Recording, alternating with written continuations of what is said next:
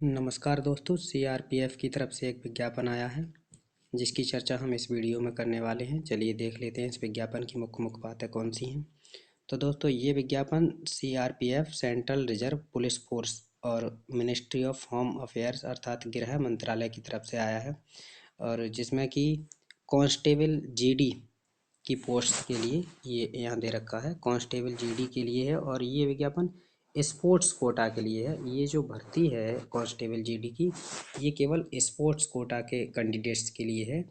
और ये total 169 vacancies के लिए है। और इसकी जो प्रकृति की बात करें, ये किस प्रकृति की पोस्ट होंगी, तो नॉन गजटेड और नॉन मिनिस्ट्रियल टाइप की पोस्ट होंगी। यहाँ दे रखा है स्पष्ट रूप से कांस्टेबल जीडी जनरल ड्यूटी की हैं। और ग्रुप सी के अंतर्गत आती हैं ये पोस्ट, टेम्परेरी बेसिस होंगी, अर्थात ये जो पोस्ट हैं वो परमानेंट नहीं होंगी, लेकिन likely to be made permanent, अर्थात इनके परमानेंट होने की या स्थायी होने की प्रबल संभावना है। फिलहाल ज्वाइनिंग के समय ये टेम्परेरी अस्थायी होंगी और बाद में इनके परमानेंट या स्थायी होने की प्रबल संभावना है। और स्पोर्ट्स कोटा के अंतर्गत होंगी। साथ ही इनके अगर आवेदन की बात करें तो ये इसके लिए आवेदन जो है 16 जनवरी 2024 से लिए जाएंगे, 16 जनवरी 2024 से। And will be closed on, यहाँ स्पष्ट है, विल बी क्लोज्ड ऑन 15 फरवरी, ये है 15 फरवरी 2024 तक लिए जाएंगे, अर्थात 16 जनवरी 2024 से 15 फरवरी 2024 तक लगभग एक महीने का समय आवेदन के लिए इन्होंने रखा है।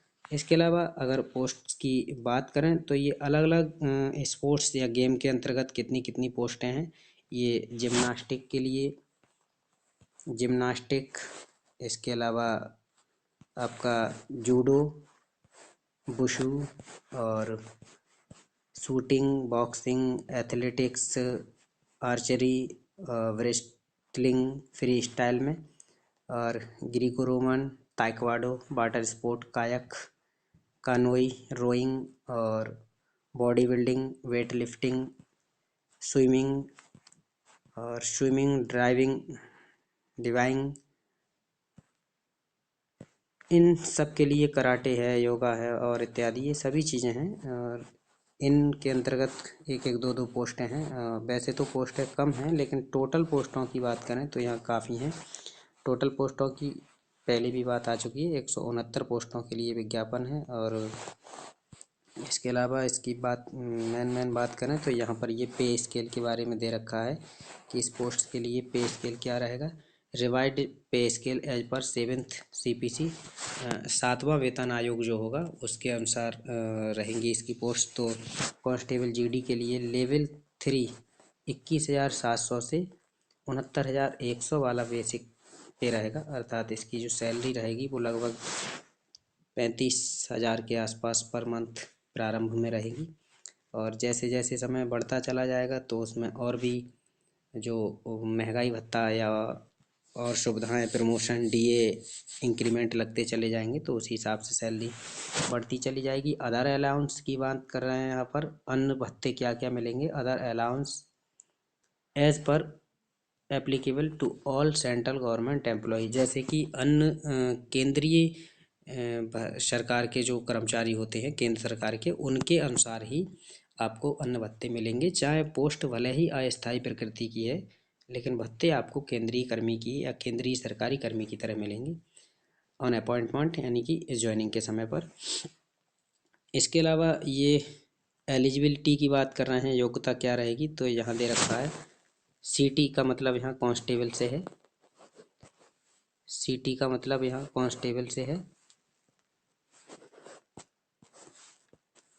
और सीटी जीडी का मतलब है constable general duty sports person की पोस्ट है। और एज क्राइटेरिया की बात करें तो ये 18 to 23, अर्थात 18 साल से 23 साल के बीच।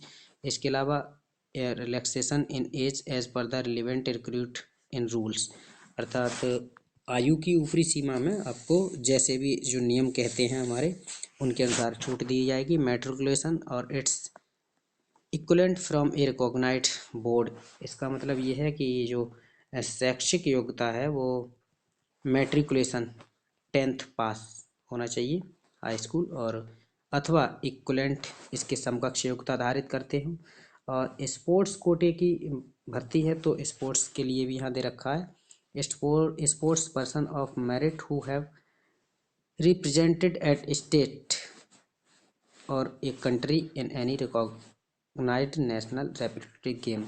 इसका मतलब ये है कि जो भी कैंडिडेट अप्लाई करेंगे वो राज्य स्तर पर अथवा राष्ट्रीय स्तर पर अपने देश का प्रतिनिधित्व कर चुके हों या खेल चुके हों राज्य स्तर पर या राष्ट्रीय स्तर पर।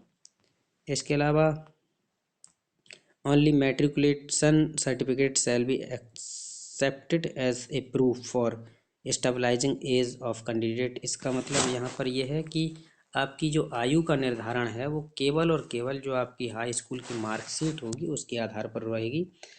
ऐसा नहीं है कि कोई अन्य डॉक्यूमेंट्स हाई स्कूल की मार्कशीट के अलावा अन्य डॉक्यूमेंट्स में यदि आपकी डेट ऑफ बर्थ गड़बड़ होती है कभी तो कहें आपकी उसके आधार पर निर्धारण होगा, ऐसा नहीं माना जाएगा।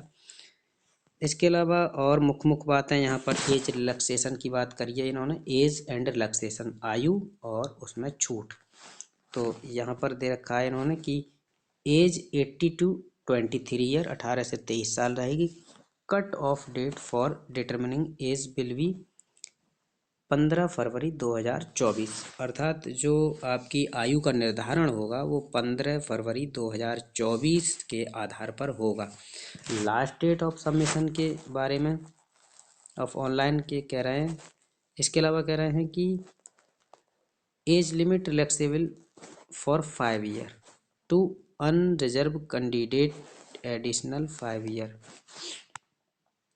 आयु की ऊपरी सीमा में जो अनारक्षित कैंडिडेट हैं उनके लिए 5 साल की छूट दी जाएगी, और SC ST के लिए 5 साल और अतिरिक्त यानी कि 10 साल की छूट दी जाएगी, बशर्ते SC ST और OBC का नॉन क्रीमी लेयर अगर व्यक्ति है तब आपको 3 साल की छूट। अर्थात यदि आप स्पोर्ट्स पर्सन हैं और तब आपको 5 साल की छूट, यदि आप स्पोर्ट्स पर्सन हैं और अनरिजर्व कैटेगरी में हैं तब आपके लिए 5 साल की छूट 5 ईयर, और sports person with SC certificate तब आपको 10 ईयर, और sports person with OBC certificate तब आपको 8 ईयर की छूट का प्रावधान यहाँ पर दे रखा है ऊपरी सीमा में। इसके अलावा इन्होंने और देखते हैं मुख्य बातें क्या हैं। इकोनॉमिकली वीकर सेक्शन EWS के बारे में इन्होंने क्या दे रखा है। The reservation for EWS to those candidate who are not covered under the scheme of reservation for SC ST OBC will be admissible as per department of personnel and training office. इसका मतलब ये है कि जो व्यक्ति SC ST या OBC आरक्षण का फ़ायदा नहीं ले पा रहे हैं, उसके अंतर्गत नहीं फंस रहे हैं, ऐसे अनरिजर्व व्यक्तियों को यदि उनकी आय निश्चित स्तर से ऊपर नहीं है या EWS में फंस रहे हैं तब उनको फ़ायदा इसका मिलेगा जनरल के व्यक्तियों को। स्पोर्ट्स के बारे में जो क्वालिफिकेशन की बात है तो इन्होंने कहा है कि only those player who have participates और बॉन मेडल, मतलब केवल ऐसे व्यक्ति या ऐसे खिलाड़ी जिन्होंने पार्टिसिपेट किया है, सहभागिता की है, अथवा बॉन यानी जीते हैं मेडल, अर्थात जो पदक जीते हों खेल में या फिर जिन्होंने प्रतिभाग किया हो in the level of competition mentioned in the table below during the period from 1 जनवरी 2021 से 31 दिसंबर 2023 के बीच। अर्थात जो अप्लाई करेंगे अभ्यर्थी, उन अभ्यर्थियों ने 1 जनवरी 2021 से 31 दिसंबर 2023 के बीच किसी भी राज्य स्तर या राष्ट्रीय स्तर पर खेल में या तो पार्टिसिपेट किया हो, सहभागिता की हो, अथवा कोई मेडल जीत कर लाए हों। इनका मतलब ये है। इसके अलावा और क्या दे रखा है, यहाँ नंबरों के निर्धारण के बारे में है कि किस तरह से कितने नंबर मिलेंगे। ये जैसे कि ओलंपिक गेम में या समर ओलंपिक गेम्स समर या विंटर गेम्स में यदि गोल्ड मेडल कोई लाता है तो उसके लिए 100 अंक मिलेंगे। सिल्वर मेडल लेकर आया है तो 96 मिलेंगे। और यदि ब्रॉन्ज मेडल लेकर आया है तो 92 मार्क्स मिलेंगे। और मार्क्स फॉर द पार्टिसिपेशन अर्थात इसका मतलब ये है कि न तो वो गोल्ड लेकर आया, न ही सिल्वर लेकर आया है और ना ही ब्रोंज लेकर आया है, लेकिन पार्टिसिपेट किया है, उसने उसमें सहभागिता की है, तब उसको 80 नंबर यहाँ पर मिलेंगे। इसी तरह से दूसरे खेल में भी, जैसे कोई वर्ल्ड चैम्पियनशिप में या फिर वर्ल्ड कप में गया हो तो गोल्ड मेडल के लिए 90, सिल्वर के लिए 86, ब्रोंज के लिए 82 या फिर पार्टिसिपेशन के लिए 70 अंक। इसी तरह से अन्य गेम्स के लिए भी ये अलग अलग अंक यहाँ पर निर्धारित कर रखे हैं इन्होंने। नेशनल गेम और सीनियर चैम्पियनशिप के बारे में भी इसी तरह दे रखा है कि यदि इंडिविजुअल खेल या इंडिविजुअल मेडल लाया है, कोई व्यक्तिगत पदक लेकर आया है तो गोल्ड मेडल के व्यक्तिगत पदक के लिए 30, ब्रॉन्ज के लिए व्यक्तिगत में 30, और नहीं, सिल्वर के लिए 26 और ब्रॉन्ज के लिए आपके 22 अंकों का यहाँ पर प्रावधान है। और पार्टिसिपेट के लिए यहाँ पर किसी अंक का कोई प्रावधान नहीं है इंडिविजुअल में, नेशनल गेम में यदि है तो। और यूथ जूनियर नेशनल चैम्पियनशिप के बारे में भी इसी तरह से ये नंबर दे रखे हैं कि गोल्ड के लिए यहाँ हैं 20 हैं और आपके सिल्वर के लिए 16 हैं, ब्रॉन्ज के लिए 12, पार्टिसिपेट के लिए कोई नहीं है। ये सब के अंक दे रखे हैं। इसी तरह प्रेफरेंस के बारे में भी दे रखा है कि किसे प्रेफरेंस या वरीयता मिलेगी, प्रथम वरीयता किसे मिलेगी। तो यहाँ दे रखा है candidate have who have represented the country and won medal in order the priority gold, silver या ब्रॉन्ज। मतलब एक ऐसा अभ्यर्थी जिसने अपने देश का प्रतिनिधित्व किया हो या कोई मेडल जीत कर लाया हो, उसके लिए प्रथम वरीयता मिलेगी। और यदि कोई व्यक्ति जिसने कि सेकंड वरीयता की बात इन्होंने कही है कि ऐसा व्यक्ति जो मेडल जीत के लाया हो या किसी पोजीशन पे रहा हो, जैसे कि थर्ड पोजीशन पे, तो उसके लिए सेकंड वरीयता मिल जाएगी। फिजिकल स्टैंडर्ड की बात कर रहे हैं यहाँ पर। फिजिकल स्टैंडर्ड या उसका शारीरिक मानक कितना होना चाहिए, जैसे कि लंबाई चौड़ाई वगैरह के बारे में बात कर रहे हैं। तो यहाँ दे रखा है कि कितनी लंबाई है। जनरल कैंडिडेट है तो मेल्स के लिए 170 सेंटीमीटर, फीमेल के लिए 157, और चेस्ट छाती मेल के लिए 80 सेंटीमीटर।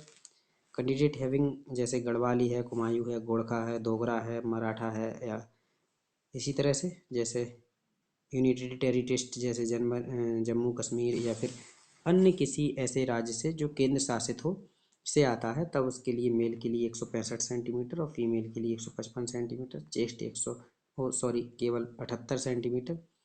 इसी तरह से candidate having from north east state से यदि कोई आता है, जैसे कि अरुणाचल प्रदेश, मणिपुर, मेघालय, मिजोरम, नागालैंड, सिक्किम, त्रिपुरा, जो आपके पूर्वोत्तर के राज्य हैं, यदि वहाँ से कोई व्यक्ति है, तब उसके लिए लंबाई मेल के लिए 162.5 62, और फीमेल के लिए 152.5 52 और 77 सेंटीमीटर चेस्ट चाहिए, जो पूर्वोत्तर के राज्य हैं उनके लिए। पूर्वोत्तर के राज्यों से इतर जो अन्य डोगरा, गोरखा, मराठा या अन्य केंद्र शासित प्रदेश रह गए, उनके लिए ये मानक दे रखा है आपका, ये 2 नंबर वाला। ये जनरल का है और ये पूर्वोत्तर के राज्यों के लिए मानक है। यहाँ पर ये पूर्वोत्तर के राज्यों के लिए, ये पूर्वोत्तर के राज्यों से इतर या पूर्वोत्तर राज्यों के अलावा अन्य केंद्र शासित प्रदेशों का, और ये जनरल वालों का। इसके अलावा और क्या इसमें दे रखा है, all candidate belonging to scheduled tribes, जो अनुसूचित जनजाति की कैटेगरी के लोग हैं उनके लिए ये मानक दे रखा है। 162 सेंटीमीटर मेल के लिए लंबाई, 62.5, और 150 फीमेल के लिए 76 सेंटीमीटर चेस्ट चाहिए। इसी तरह ये सभी मानक दे रखे हैं। मेडल स्टैंडर्ड के बारे में यहाँ पर दे रखा है, और ये कलर विजन के वगैरह बारे में दे रखा है कि उनका आँखों का किस तरह का रिफ्लेक्शन होना चाहिए, और रिफ्रैक्शन कलर विजन कैसा होना चाहिए, रिमार्क उन्हें क्या मिलेगा आँखों के बारे में। बेटर आई यानी उनकी अच्छी आँख कब मानी जाएगी, ब्रोस वॉर्स कब मानी जाएगी, बेटर, ये सब दे रखा है आँखों के बारे में। फिजिकल मानक के ही अंतर्गत आती हैं ये सभी चीज़ें। टैटू वगैरह पर क्या प्रावधान रहेगा यदि आपके शरीर पर अगर टैटू वगैरह गुदा हुआ है तब।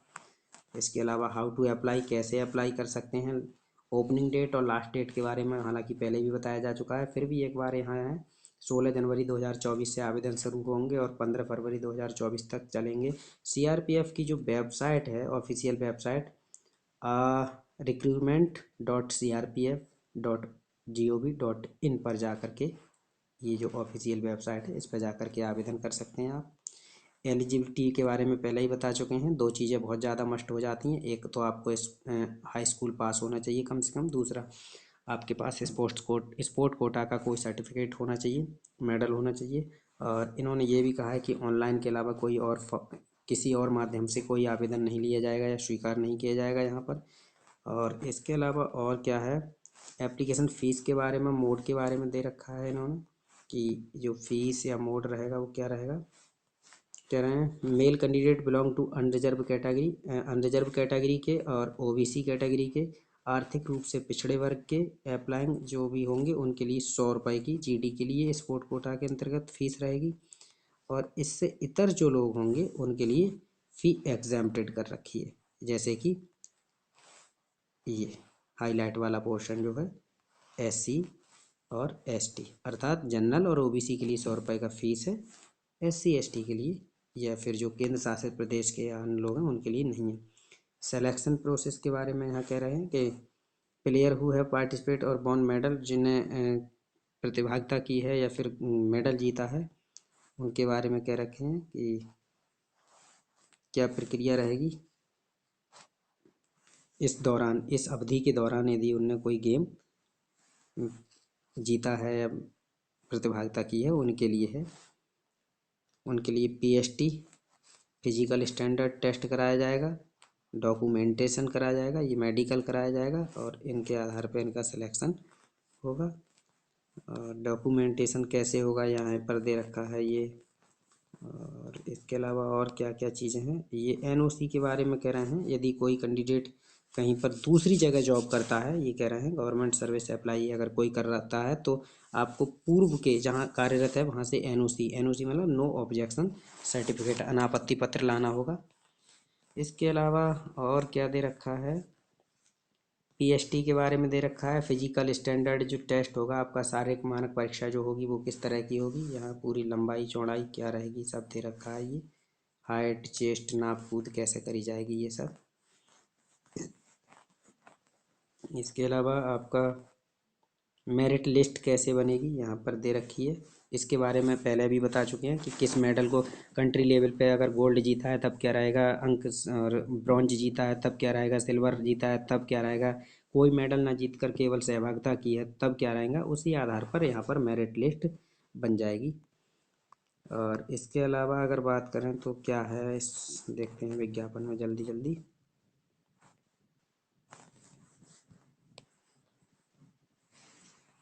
जनरल इंस्ट्रक्शन दे रखे हैं यहाँ पर, हेल्पलाइन नंबर भी दे रखा है, नो ऑब्जेक्शन सर्टिफिकेट का प्रारूप दे रखा है। धन्यवाद दोस्तों।